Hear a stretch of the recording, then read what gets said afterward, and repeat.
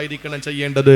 പരിശുദ്ധ റബീഉൽ അവ്വൽ കടന്നു വരുന്ന ഈ 12ന്റെ പുണ്യമായ ദിവസം വരുമ്പോൾ ചെറുപ്പക്കാരോട് പറയാനുള്ളത്, നിങ്ങൾ ചെറിയ വണ്ടി വിളിക്കണ്ട, ചെറിയ ബോക്സും കെട്ടണ്ട, വലിയ വലിയ ലോറി വിളിച്ചോളി, എന്നിട്ട് വലിയ ബോക്സ് വെച്ച് കെട്ടിക്കോളി, എന്നിട്ട് കവലകളായ കവലകളിൽ ഈ മൈക്ക് പെർമിഷൻ എടുത്തിട്ട് നിങ്ങളെ കൊണ്ട് നിർത്ത്, എന്നിട്ട് റസൂലുള്ളാഹിനെ പറ്റി നിങ്ങൾക്ക് പറയാനും നിങ്ങൾക്ക് പറയിപ്പിക്കാനും കഴിയുന്നത് പറയിപ്പിക്ക്, ആളുകൾ മുത്തുനബിയെ മനസ്സിലാക്കട്ടെ. പക്ഷേ ആ കാര്യത്തിന്റെ പേരിൽ മിസ്യൂസ് ചെയ്തുകൊണ്ട്, സിനിമ പാട്ടുമിട്ടുകൊണ്ട്, നിസ്കാരം ഉപേക്ഷിച്ചുകൊണ്ട്, കള്ളും കുടിച്ചുകൊണ്ട് ദീനിനെയും റസൂലിനെയും പറയിപ്പിക്കുന്ന നബിദിനാഘോഷം അത് സുന്നത്ത് ജമാഅത്തിന്റെ തലയിൽ കെട്ടിവെച്ചിട്ട് നിങ്ങൾ തോന്നിത്തരം കാണിച്ച് ഇസ്ലാമിന്റെ സംസ്കാരത്തെ കൊഞ്ഞനം കുത്തിയാൽ നബിതങ്ങളുടെ സ്നേഹമല്ല, നിങ്ങൾ നബിതങ്ങളുടെ ശത്രുക്കളായി മാറും. 4 സ്ഥലങ്ങളിൽ അല്ലാഹു തആല 4 വിഷയങ്ങളെ പറ്റി പറയുന്നതിനു വേണ്ടി അല്ലാഹു തആല അഖീമു എന്ന് പറയുമ്പോൾ, നിങ്ങളെ നിലനിർത്തണം എന്ന് വിശുദ്ധ ഖുർആനിലൂടെ അല്ലാഹു തആല നമ്മെ പഠിപ്പിക്കുമ്പോൾ, ആ 4 സ്ഥലങ്ങളും നമ്മുടെ ദൈനംദിന ജീവിതത്തിൽ നാം ആ മേഖലയിലൂടെ സഞ്ചരിക്കേണ്ടവരും, ആ 4 പ്രവർത്തനങ്ങളും അല്ലെങ്കിൽ ആ 4 കാര്യങ്ങളും നമ്മുടെ ജീവിതത്തിൽ ഏത് സമയത്തും നമ്മൾ ബന്ധപ്പെട്ടുകൊണ്ടിരിക്കുന്ന, നാമുമായി ഏറ്റവും കൂടുതൽ ഒട്ടിച്ചേർന്ന് കിടക്കുന്ന പ്രധാനപ്പെട്ട 4 കാര്യങ്ങളാണ്.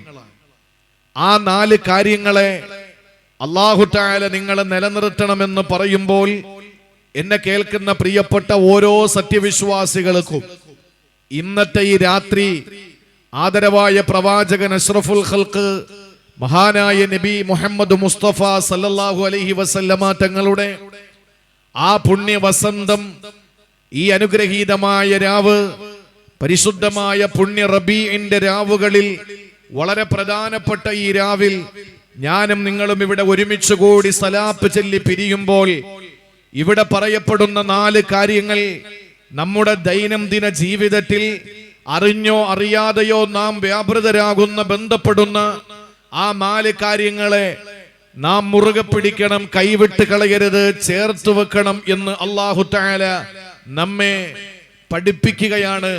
അത് അനുസരിക്കേണ്ടത്, അത് ജീവിതത്തിൽ പ്രാവർത്തികമാക്കേണ്ടത് നമ്മുടെ ബാധ്യതയാണ്. ഒന്നാമതായി സൂറത്തു ശൂറായിലൂടെ അല്ലാഹു തആല നമ്മെ പഠിപ്പിച്ചതാണ്. രണ്ടാമത്തേത് വിവിധ സ്ഥലങ്ങളിൽ നമുക്കതിനെപ്പറ്റി കാണാൻ കഴിയും. എങ്കിലും സൂറത്തു നൂറിൽ വളരെ പ്രാധാന്യത്തോടുകൂടി അല്ലാഹു തആല ആ കാര്യത്തെ സൂചിപ്പിക്കുകയുണ്ടായി. മൂന്നാമതായി ഞാനും നിങ്ങളുമൊക്കെ വിശുദ്ധമായ ഖുർആനിന്റെ പുതുമാരൻ എന്ന്, വിശുദ്ധ ഖുർആനിന്റെ പുതിയാപ്ലയാണ് എന്ന്, അറൂസുൽ ഖുർആൻ എന്ന് പഠിച്ചിട്ടുള്ള മനോഹരമായ സൂറത്തുർ റഹ്മാനിന്റെ വരികൾക്കിടയിലൂടെ പടച്ചതമ്പുരാൻ മൂന്നാമതായിട്ട് നിങ്ങൾ നിലനിർത്തണം, മുറുകെ പിടിക്കണം, ചേർത്തു വെക്കണം എന്ന് പറഞ്ഞ കാര്യം. നാലാമതായി സൂറത്തു ത്വലാഖിലൂടെ അല്ലാഹു തആല പഠിപ്പിച്ച ഒരു കാര്യമാണ്. ഞാൻ എൻ്റെ പ്രിയപ്പെട്ട സഹോദരങ്ങളോട് ആമുഖമായി തന്നെ ഞാൻ ഒന്നാമതായി വിശുദ്ധ ഖുർആനിൽ നമ്മൾ നിലനിർത്തണമെന്ന് പഠിപ്പിച്ച ആ കാര്യം ഏതാണ് എന്ന് വളരെ ഹ്രസ്വമായ നിലയിൽ ഒരു സൂചന നൽകുകയാണ്. കാരണം നമുക്ക് ഈ 4 വിഷയങ്ങളും പ്രധാനപ്പെട്ടതാണ്. ഈ കാലഘട്ടത്തില്, ഈ വർത്തമാനകാല സാഹചര്യത്തിൽ ഈ 4 കാര്യങ്ങളും ഒഴിച്ചുകൂടാൻ പറ്റാത്ത വിഷയമാണ്, വളരെ സുപ്രധാനമായ വിഷയമാണ്. പുരുഷന്മാരും സ്ത്രീകളുമൊക്കെ ആ വിഷയങ്ങളുമായിട്ട് ഏറെ ബന്ധപ്പെട്ട് കിടക്കുകയും ചെയ്യുന്നുണ്ട്. പക്ഷേ ഈ കാര്യങ്ങളൊന്നും നമ്മൾ നിലനിർത്തുന്നില്ല, ഈ കാര്യങ്ങളൊന്നും നമ്മൾ ചേർത്ത് വെക്കുന്നില്ല, ഈ കാര്യങ്ങൾ നാം മുഖവിലക്കെടുക്കുന്നില്ല എന്നുള്ളത് നമ്മുടെ പരാജയത്തിന്റെ അല്ലെങ്കിൽ അപജയത്തിന്റെ ഒരു കാരണമായി നമുക്ക് മനസ്സിലാക്കേണ്ടതുണ്ട്. അതുകൊണ്ട് നമുക്ക് നമ്മുടെ വിഷയം ആരംഭിക്കാം. ബഹുമാനപ്പെട്ട തങ്ങളവറുകൾ ദുആക്ക് വേണ്ടിയിട്ട് എത്തിച്ചേരുമ്പോ നമുക്ക് പ്രഭാഷണം ഈ 4 കാര്യങ്ങളും വിശദീകരിക്കാൻ ഒത്തിരി സമയമെടുത്തില്ലെങ്കിൽ പോലും ഹ്രസ്വമായിട്ടെങ്കിലും നമുക്ക് മനസ്സിലാക്കണം. അല്ലാഹു അമല് ചെയ്യാനും ജീവിതത്തിൽ പ്രാവർത്തികമാക്കാനും തൗഫീഖ് നൽകി അനുഗ്രഹിക്കുമാറാവട്ടെ. ഒന്നാമതായി വിശുദ്ധ ഖുർആൻ പരിചയപ്പെടുത്തുന്നത്, ശ്രദ്ധിച്ചിരിക്കണം, 4 സ്ഥലങ്ങളിലാണ് അല്ലാഹു തആല നിങ്ങളെ നിലനിർത്തണം എന്ന് പറഞ്ഞ് 4 കാര്യങ്ങളെ ഈ സമുദായത്തെ ഏൽപ്പിക്കുകയാണ്. നമ്മൾ എത്ര പേര് ഈ വിഷയങ്ങൾ ചേർത്ത് നിർത്തിയിട്ടുണ്ട്? ഈ 4 കാര്യങ്ങൾ എത്ര പേര് ജീവിതത്തിൽ വലിയ പ്രയോറിറ്റി കൊടുത്തിട്ടുണ്ട്?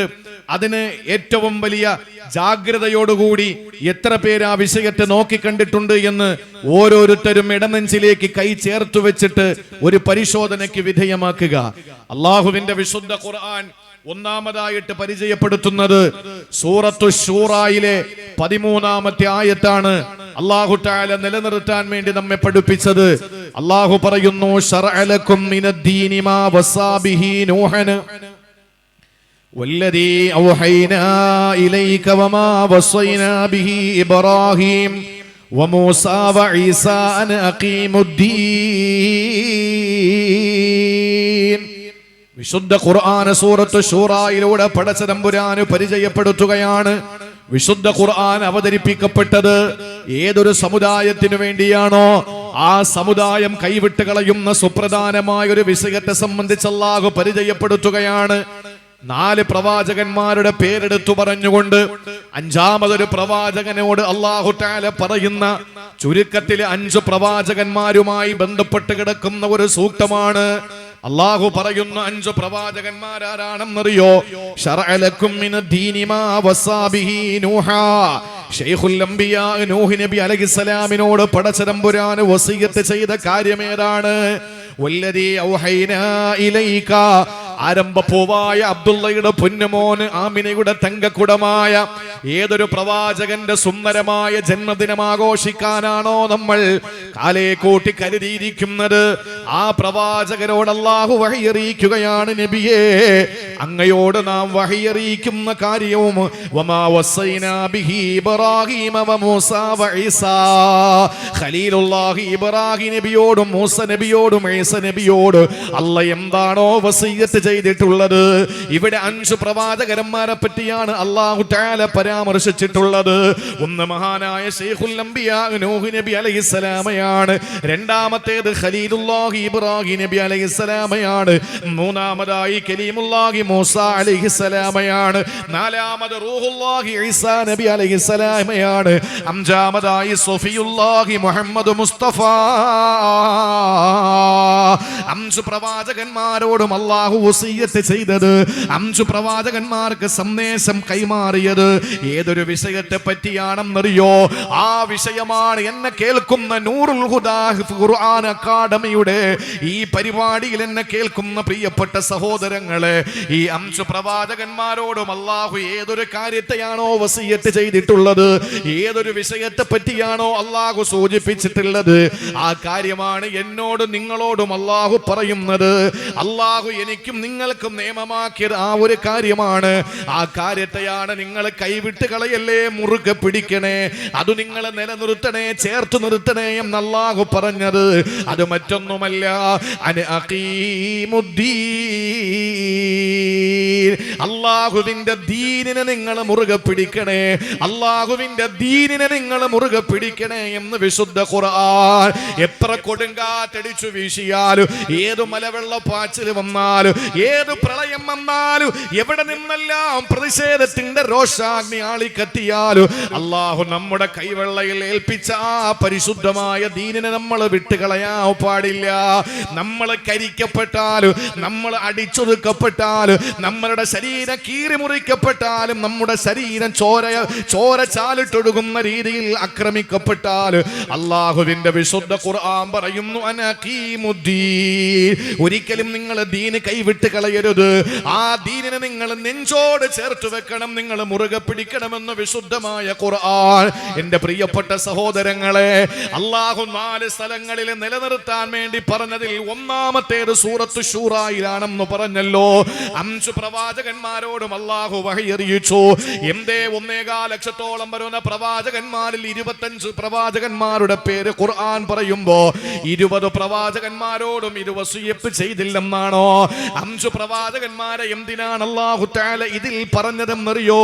ഈ 5 പ്രവാചകന്മാരും അനുയായികൾ ധാരാളമുള്ള പ്രവാചകന്മാരാ. ഇബ്രാഹിം നബിയും നൂഹ് നബിയും മൂസ നബിയും ഈസ നബിയും മുഹമ്മദ് മുസ്തഫയും അനുയായികൾ ധാരാളമുള്ളവരാ. മാത്രമല്ല ഈ 5 പ്രവാചകന്മാരും സീനിയർ പ്രവാചകന്മാരാണ്. മാത്രമല്ല ഈ 5 പ്രവാചകന്മാരെ ഖുർആൻ പരിചയപ്പെടുത്തുന്നത് ഉലുൽ അസ്മുകളെന്നാണ്. ഉലുൽ അസ്മുകളായ പ്രവാചകന്മാരെന്ന് പറഞ്ഞാൽ എത്രയോ വലിയ ദഅവത്തിന്റെ മാർഗത്തിലേക്ക് ഇറങ്ങി പുറപ്പെടുമ്പോൾ ചങ്കൂറ്റത്തോടെ ഓരോ ശിക്ഷകളും ഓരോ പ്രതിഷേധങ്ങളെയും പ്രതിഷേധ കൂരമ്പുകളെയും തന്റെ നെഞ്ചിലേക്ക് വന്ന് കൊള്ളുമ്പോഴും ചങ്കൂറ്റത്തോടെ ആണത്വത്തോടെ നേരിട്ട പ്രവാചകന്മാരാ. അവര് ദൃഢനിശ്ചയത്തിന്റെ പ്രവാചകന്മാരാ, അവര് ആണത്വത്തിന്റെ പ്രവാചകന്മാരാ. ഈ 5 പ്രവാചകന്മാരെ ഉലുൽ അസ്മുകളായി അല്ലാഹു പരിചയപ്പെടുത്തുമ്പോൾ ആ 5 പ്രവാചകന്മാരെ അല്ലാഹു എടുത്തു പ്രതീകമായി വെച്ചുകൊണ്ട് പറയുകയാണ്, ഓ കണിയാപുരത്തുകാരാ, എന്നെ കേൾക്കുന്ന മതബോധമുള്ള ദീനീ ബോധമുള്ള പെങ്ങളെ, അല്ല പറയുകയാണ് ഈ 5 പ്രവാചകന്മാരോടും അല്ലാഹു സന്ദേശം കൈമാറിയത്, ഈ 5 പ്രവാചകന്മാരോടും പടച്ചതമ്പുരാന് പഠിപ്പിച്ചു കൊടുത്തത്, അവർക്ക് നിയമമാക്കിയത്, അവരോട് വസിയ്യത്ത് ചെയ്തത് അല്ലാഹു പറയുന്നു, ഒരു കാരണവശാലും അല്ലാഹു നമുക്ക് തന്ന ദീനിനെ കൈവിട്ട് കളയാൻ പാടില്ല.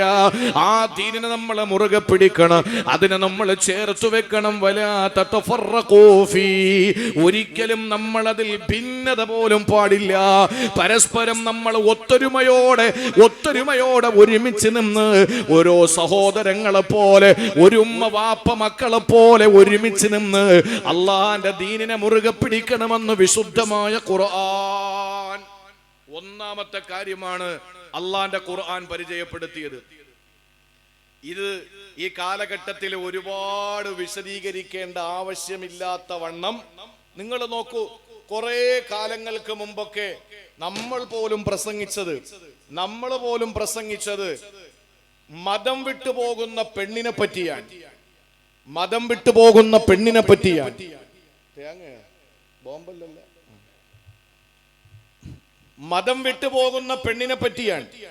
ഏതോ ഒരു കാമുകനോടൊപ്പം ജീവിക്കാൻ വേണ്ടിയിട്ട് അള്ളാഹു തനിക്ക് നൽകിയ പരിശുദ്ധമായ ദീനെന്ന് പറയുന്ന ആ വലിയ ഒരു തൗഫീക്കിനെ കളഞ്ഞിട്ട് അത് ഒഴിവാക്കിയിട്ട് മറ്റൊരു മതവിശ്വാസിയായ ആളിനോടൊപ്പം ഒളിച്ചോടി പോകുന്ന മുസ്ലിം പെണ്ണുങ്ങളെ പറ്റി നമ്മൾ പോലും പ്രസംഗിച്ചിട്ടുണ്ട് പല വേദികളിലും.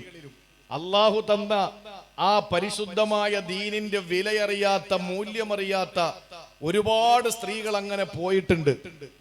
ഇപ്പോഴും ഇതര സമുദായത്തിലെ ഒരു അംഗമായി ജീവിക്കുന്നുമുണ്ട്. ഒരു കാലഘട്ടത്തിൽ നമ്മൾ അങ്ങനെയൊക്കെ പ്രസംഗിച്ചിരുന്നു. വളരെ വിരളമായിട്ടാണെങ്കിലും കാമുകിക്ക് വേണ്ടിയിട്ട് പല കാമുകന്മാരും മതം ഉപേക്ഷിച്ചതായിട്ട് നമുക്ക് കാണാൻ കഴിയും. നമ്മുടെ ഇടയിലൊക്കെ അങ്ങനെ വളരെ വിരളമായിട്ടാണെങ്കിലും ആളുകളുണ്ട്, ഉണ്ടല്ലോ. പെണ്ണിന് വേണ്ടി മതം ഉപേക്ഷിക്കുന്ന കാമുകൻ, ചെക്കന് വേണ്ടിയിട്ട് മതം ഉപേക്ഷിക്കുന്ന പെണ്ണ് കൂടുതലാണ്. പക്ഷേ ആ കാലമൊക്കെ പോയി, ആ കാലമൊക്കെ മാറിയിട്ട് ഇന്ന് മതം വിട്ടുപോകുന്നവരുടെ കണക്കെടുത്തു നോക്കിയാൽ നാട്ടുകാരുടെ ഭക്ഷണം കഴിച്ച് പള്ള വീർപ്പിച്ച് സമുദായത്തിന്റെ ചോറ് കഴിച്ച് ചോരയും നീരും വന്ന നിരവധി പ്രഭാഷണ മേഖലകളിൽ സജീവമായിരുന്ന പണ്ഡിതന്മാരെന്ന് പറയപ്പെട്ടിരുന്ന പലരും ആദർശത്തിന്, ആമാശയത്തിന് ആദർശത്തെക്കാൾ വില കൽപ്പിച്ചുകൊണ്ട് മതം വിട്ടുപോയി എക്സ് മുസ്ലിം എന്നറിയപ്പെടുന്ന ഒരു കാലഘട്ടത്തിലാണ് നമ്മളുള്ളത്. ചിന്തിക്കണം. ഒളിച്ചോടിപ്പോയ പെണ്ണ് മാത്രമല്ല, ഒളിച്ചോടിപ്പോയി മതം വിട്ടുപോയ ഒരു പെണ്ണ് മാത്രമല്ല, മതം വിട്ടുപോയ പുരുഷൻ മാത്രമല്ല. ഇപ്പൊ ആരാണ് മതം വിട്ടുപോകുന്നത്? ഒരു കാലഘട്ടത്തിൽ ഇതേപോലെ നൂറുകണക്കിന് ആളുകളുടെ മുന്നിൽ ഇരുന്നു കൊണ്ട് വിശാലമായ ദീനിന്റെ വിശാലമായ കാരുണ്യത്തെ പറ്റിയിട്ട് വാചാലമായി പ്രസംഗിച്ച പലരും മതം വിട്ടുപോയി ഇന്ന് മതത്തിനെതിരെ കൊഞ്ഞനം കുത്തുന്ന ചില ഇരുളിന്റെ സന്തതികളോടൊപ്പം ചേർന്ന് നിന്ന് പരിശുദ്ധമായ ഇസ്ലാമിനെ അധിക്ഷേപിക്കുന്ന കാലത്താ ഞാനും നിങ്ങളും ഉള്ളത്. ഇന്ന് ദീന് വിട്ടുകളഞ്ഞ് ഓരോ മനുഷ്യരും ജീവിക്കുന്ന രീതി കണ്ടാൽ, പ്രത്യേകിച്ച് ആഫ്റ്റർ കോവിഡിന് ശേഷമുള്ള നമ്മുടെ കേരളത്തിന്റെ അവസ്ഥ തന്നെ പരിശോധിച്ചു നോക്കിയാൽ ഇത് ഇത്രയേ ഉള്ളൂ ദീൻ എന്ന് പറഞ്ഞിട്ട് ഓരോരുത്തരും മതം വിട്ട് മറ്റേതെങ്കിലുമൊക്കെ പ്രത്യയശാസ്ത്രത്തിലേക്ക് ചേക്കേറിക്കൊണ്ട് അള്ളാഹുവിന്റെ ദീനിനെ പരിഹസിക്കുന്ന പല പല കാര്യങ്ങളും നമ്മൾ കണ്ടിട്ടുണ്ട്. അള്ളാഹുവിന്റെ ഖുർആൻ നമ്മളോട് നിലനിർത്താൻ പറഞ്ഞത് മഹാനായ നൂഹ് നബി മുതൽ ഇബ്രാഹിം നബി മുതൽ മൂസ ഈസ പ്രവാചകന്മാരെ മുതൽ ആരംഭപൂവായ ഹബീബായ പ്രവാചകൻ അടക്കമുള്ള 1.25 ലക്ഷത്തോളം വരുന്ന പ്രിയപ്പെട്ട പ്രവാചകന്മാരോട് അള്ളാഹു അറിയിച്ച സന്ദേശം നിങ്ങൾ ദീൻ മുറുകെ പിടിക്കണമെന്നാണ്. അതാണ് അവർ സമുദായത്തോട് ദഅവത്ത് ചെയ്തത്. നിങ്ങളൊന്ന് ആലോചിച്ച് നോക്കൂ സഹോദരങ്ങളെ, നമ്മളൊക്കെ എത്ര ഭാഗ്യവാന്മാരാണ്. ഇനി ആകാശം ഇടിഞ്ഞ് വീണെന്ന് പറഞ്ഞാലും നമ്മൾ ദീൻ ഉപേക്ഷിക്കുവോ? ഭൂമി പിളർക്കപ്പെട്ട് നമ്മൾ അതിലേക്ക് അങ്ങ് പോയി എന്നിരിക്കട്ടെ, എന്നാലും നമ്മൾ പരിശുദ്ധമായ ദീൻ ഉപേക്ഷിക്കുമോ? നമുക്കതിന് കഴിയോ? ഈ അലറി വിളിക്കുന്ന സാഗരം ഇരച്ചു കയറിയിട്ട് എന്നെയും നിങ്ങളെയും നക്കി തുടച്ചെടുത്തുകൊണ്ട് പോയാലും അള്ളാഹുവിന്റെ ദീൻ നമ്മൾ ഉപേക്ഷിക്കൂലല്ലോ. വലിയ അഗ്നിജ്വാലയിലേക്ക് നമ്മളെ വലിച്ചെറിഞ്ഞ് ആ അഗ്നിയിലിട്ട് കത്തിക്കരിച്ച് ചാമ്പലാക്കിയാലും അള്ളാഹുവിന്റെ ദീന് നമ്മൾ ഉപേക്ഷിക്കൂല.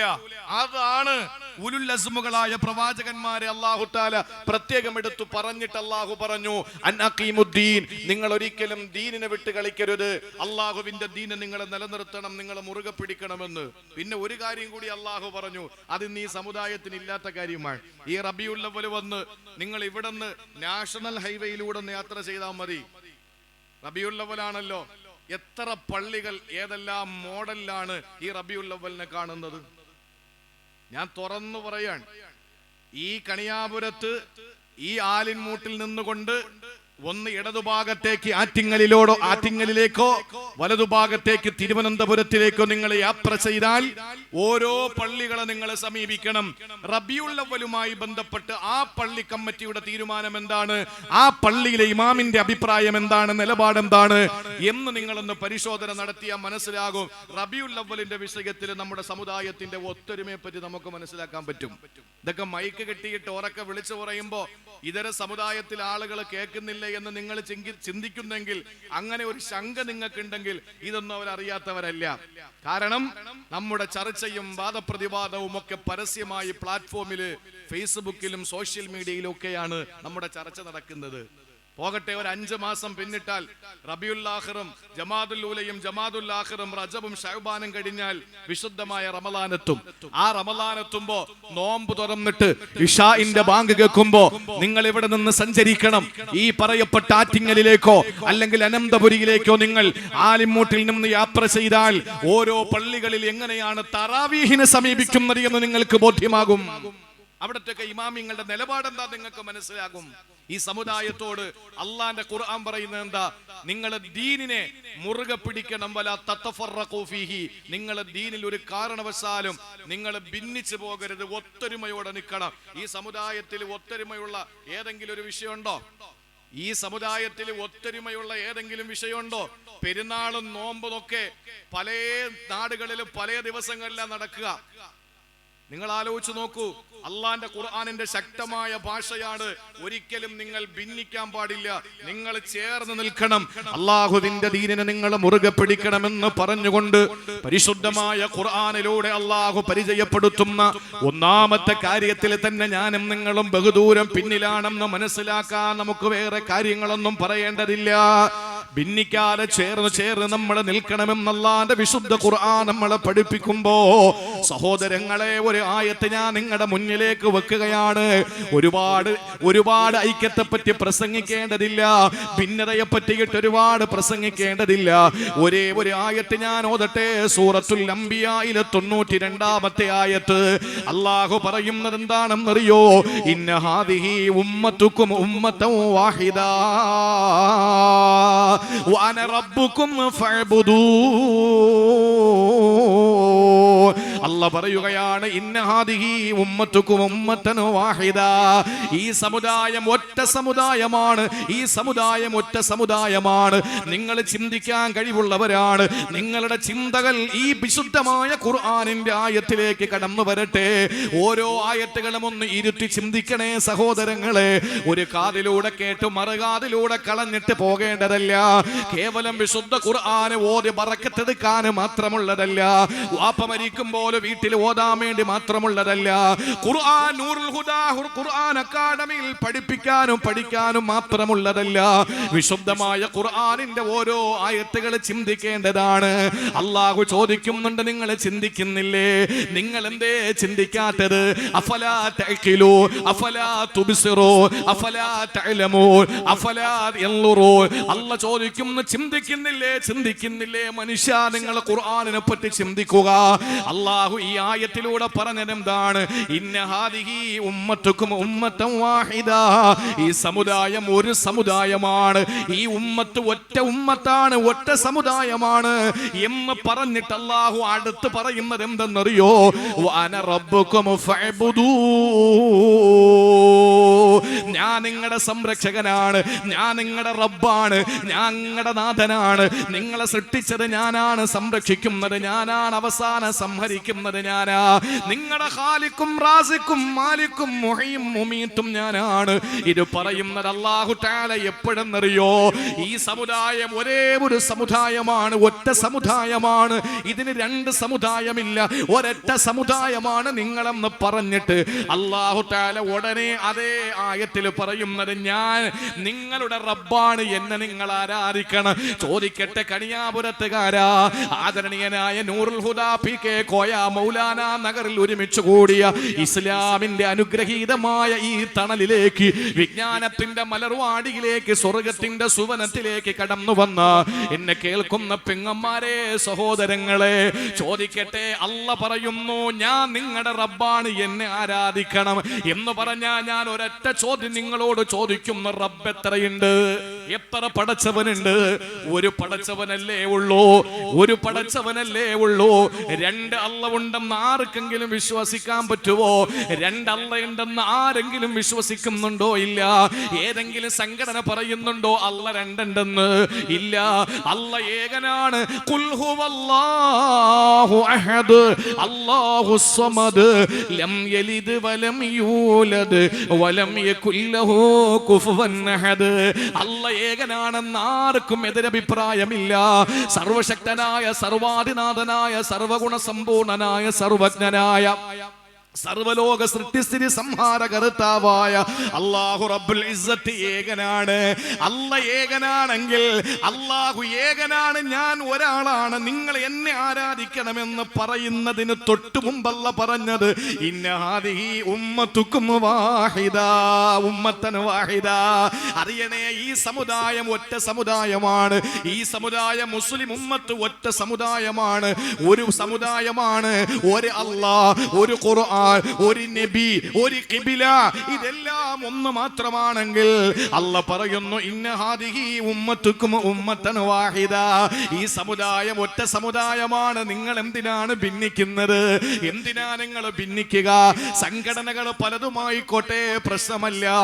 ആദർശപരമായിട്ടൊന്ന് ചേർന്ന് നിൽക്കാൻ ഈ സമുദായത്തിലെ നേതാക്കന്മാർക്ക് കഴിയാതെ വരുമ്പോ, എന്റെ പ്രിയപ്പെട്ടവരെ, പുണ്യ റബീ കടന്നു വരുമ്പോ, അല്ലാഹുവിന്റെ ഹബീബിന്റെ ജന്മദിനം പാടില്ലെന്ന് പറഞ്ഞൊരു വിഭാഗം നടക്കുമ്പോ, സഹോദരങ്ങളെ, അല്ലാഹുവിന്റെ ഹബീബിന്റെ ജന്മദിനത്തില് അനിസ്ലാമിക പേക്കൂത്തുകൾ നടത്തിയിട്ട്, വലിയ വലിയ വാഹനങ്ങൾ വിളിച്ചിട്ട് അതിൽ വലിയ വലിയ ബോക്സുകൾ കെട്ടിപ്പൊക്കിയിട്ട് അല്ലാഹുവിന്റെ ഹബീബിന്റെ പേരില് അപദാനങ്ങൾ പറയുന്നതിന് പകരം അല്ലാഹുവിന്റെ റസൂല് നിരോധിച്ച സംഗീതങ്ങൾ പറഞ്ഞുകൊണ്ട്, പാട്ട് പാടിക്കൊണ്ട്, സിനിമാ പാട്ടുകൾ പാടിക്കൊണ്ട് പള്ളിയുടെ മുറ്റത്തുകൂടി പോകുമ്പോ, അല്ലാഹുവിന്റെ പള്ളിയുടെ മിനാരത്തിൽ നിന്ന് ലുഹറിന്റെ ബാങ്ക് കേൾക്കുമ്പോൾ ഈ വാഹനത്തിന്റെ അനൗൺസ്മെന്റ് നിർത്തുന്നില്ല. എന്നിട്ട് പള്ളിയുടെ മുറ്റത്തുകൂടി പോയാൽ ഇറങ്ങി നിസ്കരിക്കില്ല. വൈകുന്നേരം ഒരു പടുകൂറ്റൻ റാലി സംഘടിപ്പിച്ചിട്ടുണ്ട്. എന്നിട്ട് അതിൽ മുദ്രാവാക്യം മുഴക്കുന്നുണ്ട്, തലമുറ തലമുറ കൈമാറിക്കെടാറ് ഞങ്ങൾ സൂക്ഷിക്കുമെന്ന്. എന്നിട്ട് പ്രിയപ്പെട്ടവരെ, വലിയ സമ്മേളനം വെച്ചു. ആ സമ്മേളനത്തില് ഏതെങ്കിലും ഒരാളെ കൊണ്ടുവന്നൊരു പ്രതിനിധിയെ കൊണ്ടുവന്ന് പ്രസംഗിപ്പിച്ചു. ഇത് ഇതിനിടയിൽ എത്രയോ ലിറ്റർ കള്ളു കുടിച്ചു. എന്നിട്ട് അല്ലാഹുവിന്റെ ഹബീബിന്റെ ജന്മദിനത്തിന്റെ പേരിൽ വാഹനങ്ങളെ തടഞ്ഞു നിർത്തിയിട്ട് പിരിവെടുത്തു. എന്നിട്ട് ആളുകളെ പറയിപ്പിക്കുന്ന രീതിയിൽ എന്തിനാണോ റസൂലുള്ളാഹിന്റെ പേരിൽ ജന്മദിനമാഘോഷം എന്ന പേരിൽ കാട്ടിക്കൂട്ടുന്ന പേക്കോട്ടുകള്? ഒരു ഭാഗത്ത് നബിദിനാഘോഷം വേണ്ട എന്ന് പറയുന്നവര്, മറുഭാഗത്ത് അതിര് കടന്നു പോയിട്ട് ഇസ്ലാമിനെ പറ്റി മോശമായി ജനങ്ങളുടെ ഇടയിൽ, പൊതു സൊസൈറ്റിയിൽ, പൊതു സമൂഹത്തിന്റെ പ്ലാറ്റ്ഫോമിൽ അള്ളാന്റെ ഹബീബിനെ ഇകഴ്ത്തി കാണിക്കുന്നതിന് വേണ്ടിയിട്ട് പേക്കോട്ടുകൾ നടത്തുമ്പോ അള്ളാഹ് പറയുകയാണ്, ഭിന്നിച്ചു പോകരുതേ നിങ്ങള്. അള്ളാഹു ഏകനാണ്, റസൂല് ഒരാളാണ്, കഅബ ഒന്നാണ്, ഖിബില ഒന്നാണ്, ഖുർആൻ ഒന്നാണ്. പിന്നെ എന്തിന് നിങ്ങൾ ഭിന്നിക്കണം? വിശുദ്ധമായ റമദാൻ എത്തുമ്പോ തറാവീഹിന്റെ പേരില്, രാത്രിയുടെ നിസ്കാരത്തിന്റെ പേരില് എന്തിന് നിങ്ങൾ ഭിന്നിക്കണമെന്ന് അല്ലാഹുവിന്റെ ഖുർആൻ ചോദിക്കുന്നുണ്ട്. അതുകൊണ്ട് സഹോദരങ്ങളെ, അല്ലാഹ് പറയുന്നു, അൻ അഖീമുദ്ദീൻ വലാ തതഫറഖൂ ഫീ. നിങ്ങൾ ഭിന്നിക്കാൻ പാടില്ല, നിങ്ങൾ ഒരുമിച്ച് നിൽക്കണം, ഒറ്റക്കെട്ടായി നിൽക്കണം.